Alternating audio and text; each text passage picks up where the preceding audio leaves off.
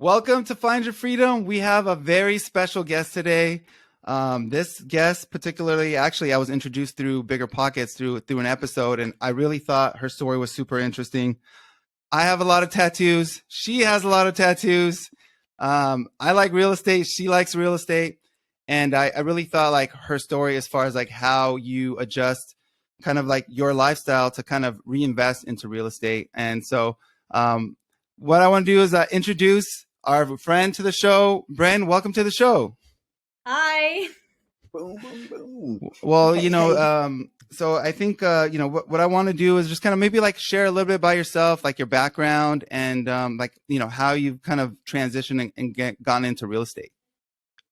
So I grew up in Ohio, Columbus, Ohio, and I moved out to Las Vegas probably about 9 years ago. And I was kind of doing like the cocktail waitressing, working at the pools. And then I stopped doing that. I did hair for a little while, but I really got into real estate just because I started diving down the path of just how money works in general. Like I think I read Tony Robbins' Money Master the Game. And he talks a lot about investing in that book, but I kind of was just confused, like, okay, but invest in what? Like, I don't get it. Like, because he's like, 8% returns and this and that. And I'm like, where? How? Like, I don't get it. So I'm not really sure how exactly I stumbled upon real estate to begin with, but I quickly discovered Bigger Pockets and I was like a junkie. Like, that's all I would listen to all day. And the first thing that really stood out to me was the Burr method. So that's kind of what I took and rolled with for my first investment property. Oh, you know what? That's super fantastic. And one of the things that, I love to hear is that readers are earners, right? You sat here and you mentioned, man, I don't know what to do here, but I'm gonna grab this terrific book, right, from Tony Robbins and, read it. And that opened you up to, investing. Now, you didn't have a niche at that time, but you said, you needed to invest. So, one of the things that, I also heard is that you like podcasts, right? So you sit here and you jumped on, some of the big pockets. And one of the things you mentioned was, the Burr strategy. So I guess tell us a little bit more like, okay, now you know a little bit about a Burr strategy and you find it very interesting. What was your next move? So I was kind of nervous and I had like the analysis paralysis for a little while because I just didn't really know exactly how to like work the numbers. And I was just nervous. Like, what if I make a mistake? What if the numbers don't work out right? But I finally just contacted a real estate agent back in Columbus, Ohio, that I had actually connected with like a year before because I was going to just buy a condo out there just to have before I even really knew about real estate investing. But then I didn't end up doing that, thank God. So I reconnected with him and I was like, hey, I'm actually looking for an investment property now. Can you help me? And he was like, yeah, I'm actually an investor myself. I have like multiple doors. So I was like, this is perfect. He actually knows what an investor is looking for.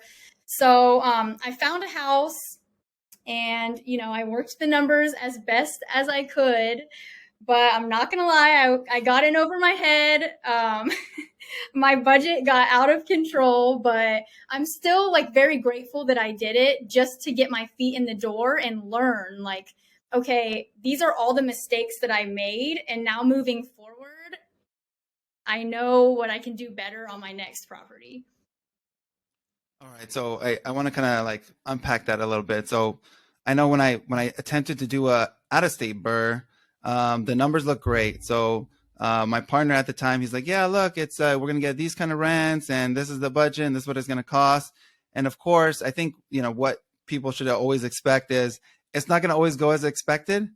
And so I guess my question for you is, as you're going through this process, like what, how do you build kind of like this resilience mindset to keep going and to kind of stick with it and to kind of keep looking into real estate as you're going along this journey? So I'm not going to lie. I had a lot of moments of doubt, throughout the whole process, because first of all, going into it, I thought, okay, I'm just going to go back to Ohio for 3 months. We're going to renovate this property and then I'm going to pop back to Vegas. Everything's going to be fine. And 3 months in, we weren't even a fourth of the way done. And I just was like freaking out. I was like, oh my God, what did I do? Because it was just me and my dad renovating an entire house by ourselves, like gutting it. It was 120 years old.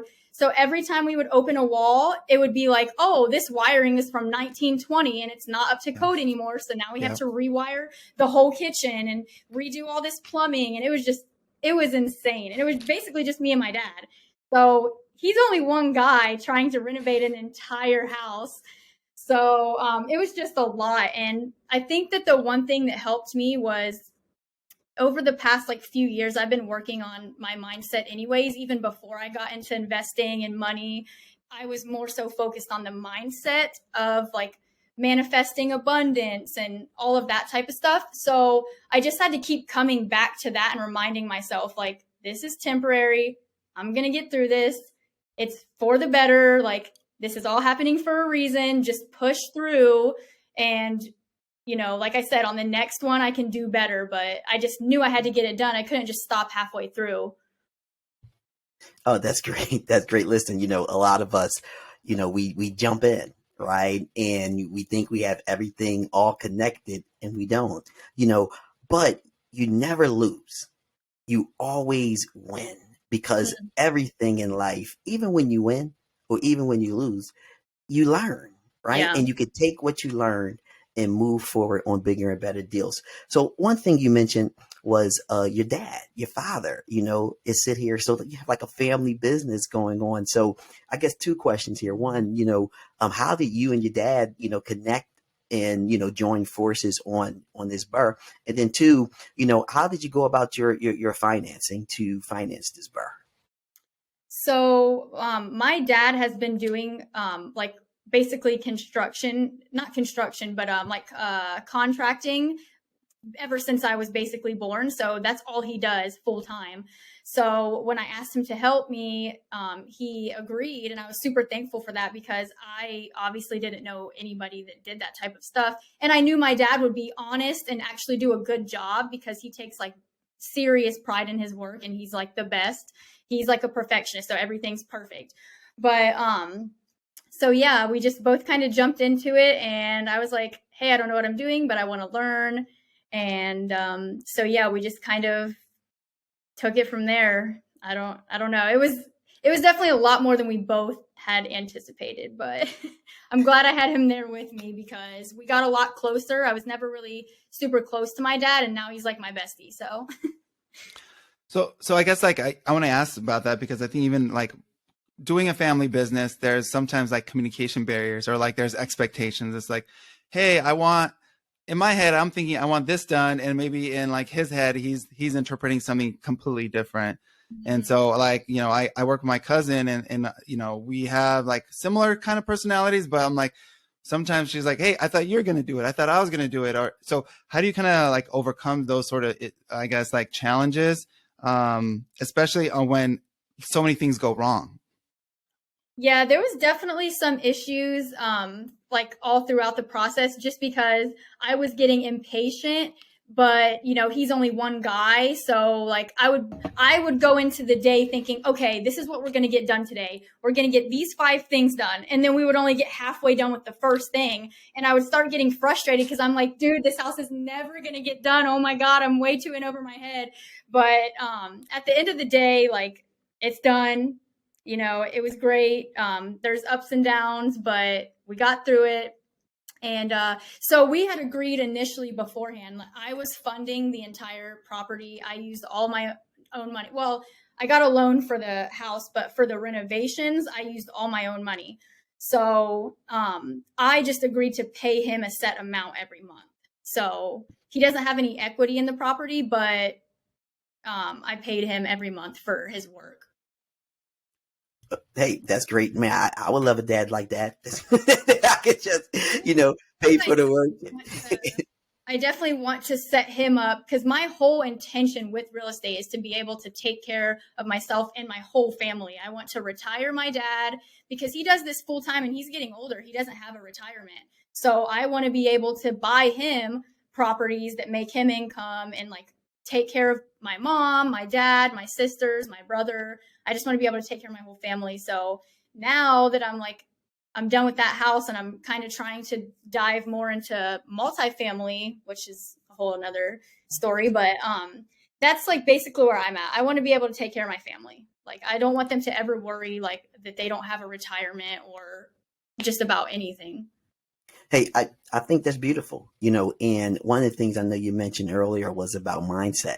And when you have that, a great mindset, I tell everyone, whatever you do in real estate is 80% mindset and 20% skill. Mm-hmm. When everyone always coming to you for the X and O's, when they really should be coming for the mindset, right?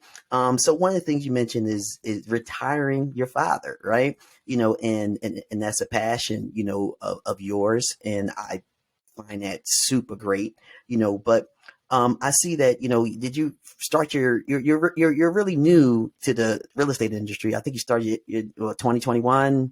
I am definitely still a rookie. All right, that's cool. So in that burr, where are you at right now?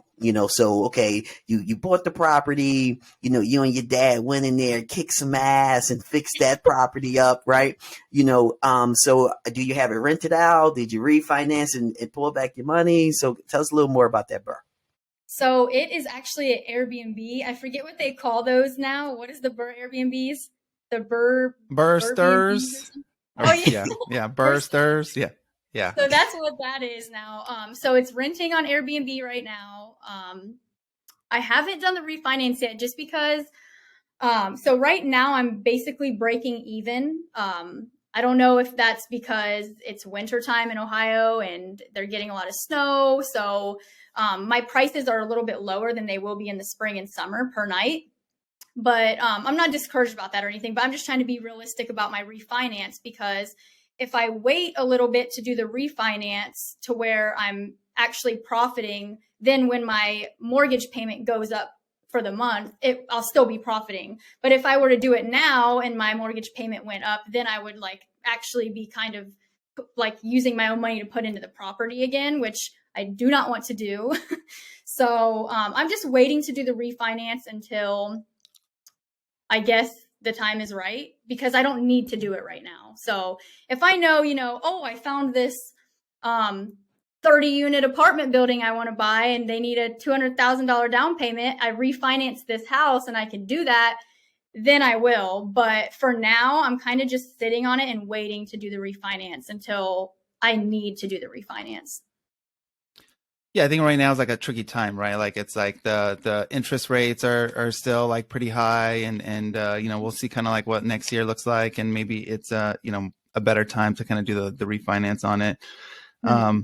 You mentioned like multifamily. So I know like a lot of people they want to like pivot, and they have some experience and they kind of pivot. So like for me, like I did the long-term rental. It was like I didn't make money on it. And, but then I was like, okay, let me try to do the multifamily. And, it's, I think there's just a lot to be learned within like real estate in general. And so why like multifamily, and, like what's like, I guess like the long-term plan? So I think for now, because, I did the Airbnb and I love it and it was fun, but I think for the next one, I kind of want something. Oh, sorry. Yeah. Yeah. Love it. Love it. Love it. Oh my gosh. Go away. I'm so sorry. So I think with multifamily, if I could get something that had multiple units, it would be a little bit. Should I go shut the door? No, do your thing. No, yeah. Okay. They'll stop in a second, but I think Yeah. the doorbell rings. So, it would just be a little bit more passive as far as for me with the BRRRR and the Airbnb. I went into it. I was doing all the renovations hands-on with my dad. And now like I'm managing my property, which isn't too hard because it's just one property. I'm just doing the messages. So it's not a problem.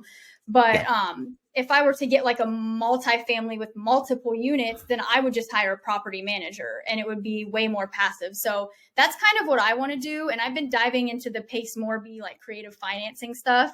And that's like making me super passionate again about real estate, because I kind of fell off after the Airbnb because I was so burnt out from that job. I just like stopped even like doing real estate for like a few months. But now, since, you know, I've been diving into creative finance stuff, I feel like a fire's lit under my ass again. And I actually am like, okay, there's ways to go about buying without me actually having to take my whole savings and put it in myself and do the work myself. So that's kind of where I'm at right now with real estate. And that's the path I want to try to go down next. Oh, that's great. That's great. That's great. So, you know, I just was checking it out. You know, I'm a vegan myself, right? Are you? Look at this here. You know, look. You know, and so just want to hear a little bit about like how did you become, you know, a vegan, and you know, like what you did, something happen, or how did you go about it? You like to share? So yeah, I'm vegan for ethics. So I'm vegan for the animals. I was following this girl on social media. She's one of my best friends now. Her name's Lizette. And she was an animal activist. So she would do like the protests and stuff. And I just followed her because I thought she was cool, and we trained with the same personal trainer. And then I just saw one of her posts one day, and it just hit me in this weird way and just made me super sad for these animals. So then I went home that night and I started watching all the documentaries, and I basically became vegan overnight. Like I was like, I'm giving away all the food in my fridge to my friend. Like I'm going to buy all new food. I'm getting rid of my leather bags. Like I'm just going to go like full in. And then I just never looked back. Like it was super easy when you have a really good reason for it, you know? So I think that's the thing a lot of people struggle with. Like people come to me all the time, I want to go vegan, but I don't know how. But if you don't have a why, then you're not going to stick to it, and you're not going to actually want to do it, you know? So, yeah. I love that. So like I'm trying to tie everything together. So we got like, you know, you're building some income, you're reinvesting into real estate, you want to retire your family, you want to take care of them, you want to advocate for really this like the lifestyle. So like walk me through like how this whole process came about as far as like creating a vision, because I think a lot of people sometimes they build income like streams, but then they just spend all their money. So maybe walk me through like, you know, how you came across that, or yeah. So I actually did kind of accidentally have like a little bit of a lifestyle creep there for a second. So I took, you know, my sisters, after I was done with the Airbnb, I took my sisters on a vacation to Mexico, and I flew them all out here to Vegas, and we had a really good time. And I was like kind of being a little reckless, just spending a lot of money on them. But honestly, I don't regret it because, like I said, my whole intention for real estate is to take care of my family. So even though, yeah, I probably shouldn't have spent $10,000 on taking them to vacations and ballin'. You know, Yeah. I really thought I was big balling there for a second. But, Yeah. I came back down to reality when I realized, oh, it's almost tax season. I should probably calm down. But yeah, I don't regret it because, like I said, you know, I want to take care of my family. I want to have let them have a good time and all that stuff. So yeah, I guess basically where I'm at right now is I'm doing OnlyFans still, but I'm really trying to get to a point with real estate where I can step out of OnlyFans, just because it is a hustle. Like I'm constantly having to create content, and then I have to make sure that I'm posting on Instagram and Twitter and TikTok. So I have to do all this other content outside of the OnlyFans content. And then, you know, I'm getting like my Instagram shut down because OnlyFans isn't allowed. And then my TikTok got deleted at like 900,000 followers. So I'm trying to reach that. So it's just a big hustle that I just don't really want to keep doing for a long period of time. But it's just, for me, it's not going to be difficult. I don't want to say that because I want to tell myself it's going to be easy, but to basically make the same income I make off OnlyFans from real estate, I'm very far away from that right now. So that's another reason why I want to buy like bigger multifamily deals, because if I can get like 30-unit apartment buildings, then the income is going to go up way faster than if I just keep buying like little single family homes. So that's kind of where I'm at. And yeah, I guess hopefully within the next 2 years, I can do that. But we'll see. life is all about journey, and you had to go through your journey, right? And your journey was, hey, I'm out here, I'm working, I'm making some money, so I love my family. I'm going to take my family on these extravagant vacations, and you went, and then you came back home, and you're like, oh my God, I spent all this money, but I loved it, and with that being said, you said, hey, I want more of that. I want to make sure that my family is great, and I want to be the one to do it. So that had to inspire you to create goals, right, for yourself. And I just want to say, hey, for the listeners, tell us how important it is to have some goals. So I think if you don't have goals, then you kind of just will keep wandering around. And then a year later, you'll be like, wow, what did I do? I was just wasting my time, which is kind of how I felt, the past few months after I got done with that house in Columbus. I came back to Vegas and I was like, I'm just going to take a little break. Like, that was a lot. And then I realized here 4 months later, I'm like, what am I doing? I still haven't even, like, I have these goals I want to achieve, but I'm not doing anything to get to them. So I had to really actually go back and reevaluate my goals and then be like, okay, but I need actual plans of action for them. How am I going to get there? Because me just saying I want to own 1,000 doors by the time it's 2032. Okay, well, that's great, but I have one Airbnb right now. So how am I going to get to 1,000 doors? So that's another reason why I was like, I have to do multifamily. I can't just keep buying single family homes if I want to get to 1,000 doors in 10 years. It's just not going to happen. So yeah, I think that definitely you have to have goals, or else you're just going to stay stagnant and you'll just start to feel uninspired. Like, I started feeling like that. I started, getting out of my morning routine and my habits. And then I'm like, how did I get here? And it's because I didn't have goals and habits that I was forming to get to those goals. So I like what you said as far as it's pretty much you got to be intentional. So it's I think a lot of times if you're not like taking a moment to kind of step back to kind of reflect on, okay, so what am I doing again, and where am I supposed to be going? And I think those moments of reflection really allow you to kind of, okay, like, all right, so what do I need to do now to kind of keep going? And like somebody in your position where, okay, now I've done this burster. And now, but what I've realized is, okay, maybe I need to find a different way to scale. So I need to pivot and find something that might work, that might be a little bit more effective long term. And I think even like in my own journey, I feel like a lot of people that start getting some experience, they start realizing, okay, this is not scalable.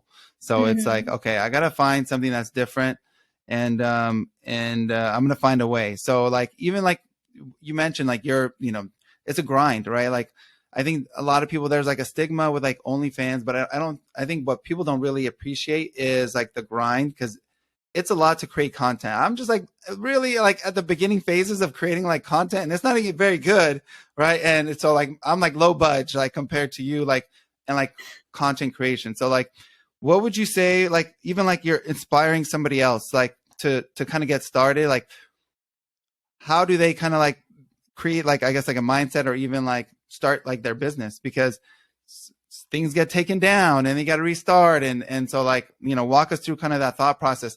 The day you get like the notification, you're like trying to log in and you're like, what just happened? Yeah. So I actually, the day my Instagram got banned, which I got it back 5 days later, thank God. But the day my Instagram got banned, I got on TikTok 3 hours later, my TikTok was banned that same day. God. So I was like, I just lost 1.4 million followers in one day, and that is how I make my income. So I was like kind of tripping, but at the same time, I really, really, really am a firm believer that everything happens for a reason. So even if it seems like it's bad and it's happening to me, it's actually not. I just can't see the bigger picture. So I was really trying to keep that mindset while I was going through that, because I was like, I don't know, I guess, like, here we go. We'll see what happens. But I still never got my TikTok back, but oh well. At least I got my Instagram back. But I would say that the main thing is, and the reason why I took it that way when I got 1.4 million followers deleted in one day pretty much, is because the past few years, like I said, I've been working on the mindset stuff. So really, you have to like just start with, just pick up a book, any book that's about mindset, creating gratitude, or cultivating like positivity in your life. Start reading those, because every single day it's like planting a new little seed every single day. So 3 years later, when something really bad that could be bad happens to you, like losing all your followers, the years you put in the past 3 years doing the work of, you know, keeping a positive mindset and having gratitude, it's going to pay off. Even though every day that you're reading, you might not think it's doing anything for you, it really is. So I would say, like, for business, for anything in life, starting on that journey of just having a positive mindset and having gratitude every day, that's just like so important for any aspect of life. So I would say just start reading books about that type of stuff, because it is going to help you through anything that you do.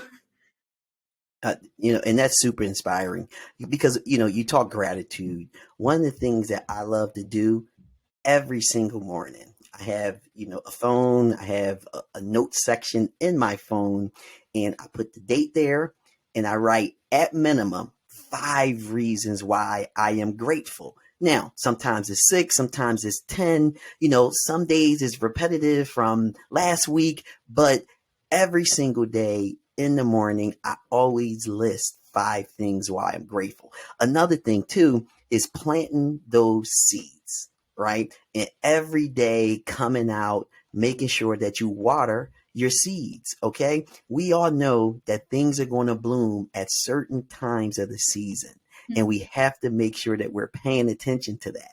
So, you know, we live in this microwavable world where everyone is looking for instant gratification, but it's very important that you plant those seeds and you make sure you watch them grow. So one of the things that, you know, we love to do, and we love to ask all of our friends, because we don't have guests here at Find Your Freedom. Everyone that comes on here is our friend, right? That's besties. Yes. There we go. Yes. Is, what does Find Your Freedom mean to you?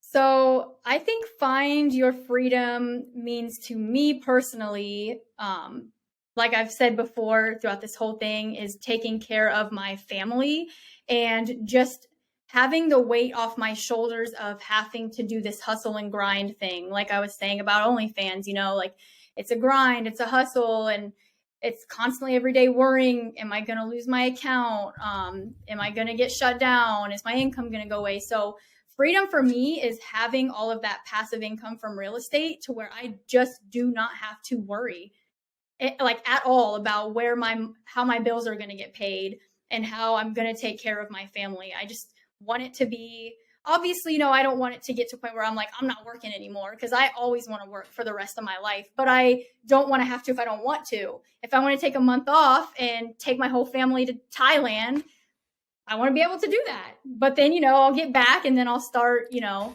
looking for more multifamily deals or whatever.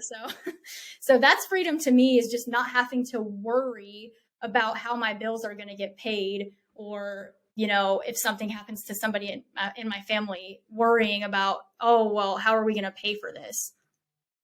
So I love that. I mean, I think, like, you know, you said it really well. It's like doing things on your own terms, and essentially, not, you know, you having in a position to like take care of things like whatever you want. And so it's like, I think somebody who has kind of like the hustle mentality, the entrepreneur sort of mentality, I feel like it's hard to turn that off. Like, it's hard to like say, okay, I'm not going to work anymore. Cause I think like that's, you know, likely like in my head, I'm like, oh yeah, I'm going to retire. But retirement sounds like I would still be doing something. Right. So, Yeah. but having that ability to do it. And I think that's super awesome. So, no, I love that. And even like you said, like, you know, you kind of have like that vegan sort of like, you know, like lifestyle, and also like, you know, even, you know, being an activist or like, you know, kind of advocating, because I see that you post about that kind of stuff sometimes. So, but having that flexibility to kind of do it. So, Yeah. I guess like before we conclude, we like to do like a big boom at the end. So, you know, like on 3, we're going to do a big boom. And then after, I think, Lenny's going to kind of like close us out. So, Okay. so are you ready? Well, before we get into the boom, Oh, Let everybody know where they can find oh yeah, you. that's right. So almost all of my handles are just Brin Amber Lee. So my first name Brin, and then Amberlee is my middle name. So yeah, I mean that's my Instagram handle. Also, though, I feel like for anybody that's watching this that's like a real estate investor, maybe follow my sweatpants investor account instead, because my Brin Amberlee account is basically what I use for OnlyFans. So my sweatpants investor account is more for like my investment and financial type of posts.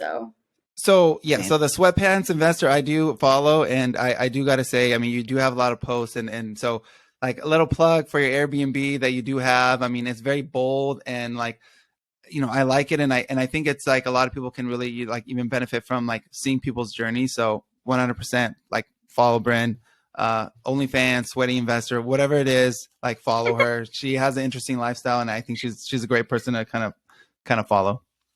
Thank you. Awesome. So let's do it. All right. Everybody who knows me knows that we got to do the boom. Because remember, we only have friends here at Find Your Freedom. We do not have guests. So with that being said, on 3, we're going to sit here and give the biggest boom that we can. We're going to rock some cars. We're going to rock some houses. We're going to knock some people off the treadmill right now that's listening to us. All right. Let's do it. Should I get my drum set for this? No, Yes. Let's do it. No, if you really want me to. Yeah. It's all right. Yeah. All right, let's go. 1, 2, 3. Boom! Oh man, that was great. Great. Listen here. Once again, we had a fantastic friend come and join us today, and you do not want to miss this episode. I highly advise that you rewind it to the front, work out a little more, and listen to it again. And make sure that you follow Sweatpants Investors, okay? So with that being said, one of the things that we want to do is make sure that we bring you more and more. But we're going to need you to subscribe. We're going to need you to post. We're going to need you ultimately to share this, not with just one friend, but every friend that you have that's in your email Rolodex.